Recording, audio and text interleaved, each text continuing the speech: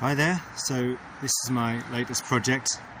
I don't know if you can hear this, but guess I'll do a voiceover if not. So this is an old school steel frame mountain bike which I'm converting into what I'm calling a poor man's Porteur cargo bike. The reason poor man's Porteur is that actual Porteur bikes seem to set you back an eye-watering amount of money these days. I saw one that was, you know, okay, but not beautiful, for about 400 quid. And I thought, you know, you keep that, I'll make my own.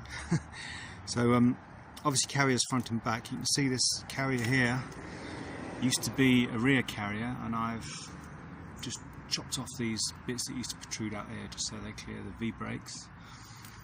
So there's a bit of bodgery going on. That's the rear carrier, but that is going straight down onto the skewers. So that should be able to carry a half reasonable amount of weight. I'm not going to sling 20 kilos in there, but previously that was hanging off a P-clip on this fork, which really wasn't very good, so I've redone that. Another rack on the back there. And in deference to the amount of weight that this will be carrying, I've got a old school 14 to 34 cassette on here. Cassette, freewheel, screw-on freewheel. That's only a 5-speed, but it's the range that matters on here. And I've got a slightly newer, but not that new, compact mountain bike chain set on there. So that's about a 24 on the front, I think. 24 to 34.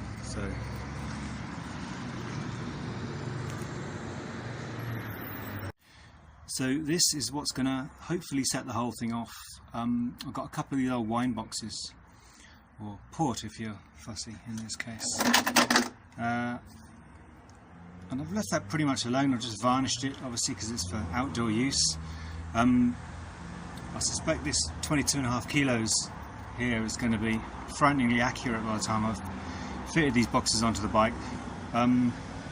Probably sounds really stupid. I know loads of people are going to say, yeah, I could have told you that. These are scarily heavy. I didn't realise, you know, when something's big and empty like this, it doesn't feel heavy, and I thought they were about 1 kilo. And they're not. This one's about 3.5 kilos empty. The one that's going to go on the back is a bit lighter. It's about 2.5. This old steel mountain bike here is about 17 kilos unloaded, which is about par for the course for one of those old workhorses. They were never that light. So this thing's going to come in about 22, 23 kilos, I'd say. So the bit where I've had to do some work, you can probably see these screws in here.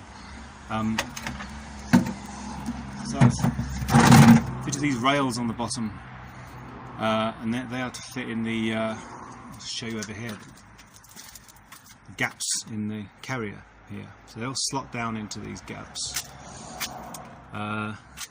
You've got a bit of foam here. That's an old gardener's kneeling mat, and that's just to take the shock when it's sitting on here, so that my 5 dozen eggs or whatever I'm carrying don't get broken.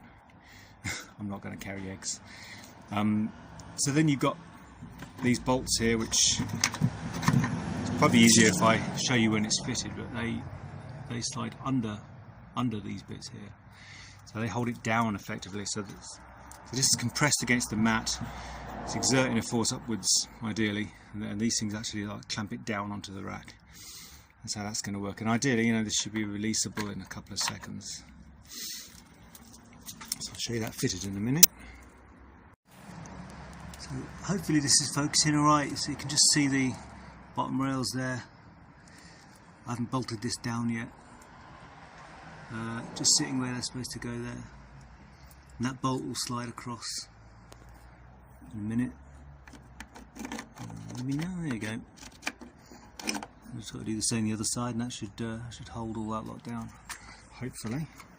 So that's the front box, and then I'm going to do the same on the back. You get the idea.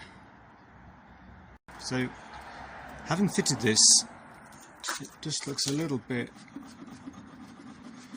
that still quite free to wobble, because you've got a bolt on that corner and a bolt on this back corner here. So you can see those bits are staying where they are, and the other corners are wobbling a bit too much. And I'm thinking, you know, if you're going downhill at 20 odd mile an hour and hitting bumps and stuff, I don't really want that. So I'm going to fit the other two bolts, I think, to the other corners.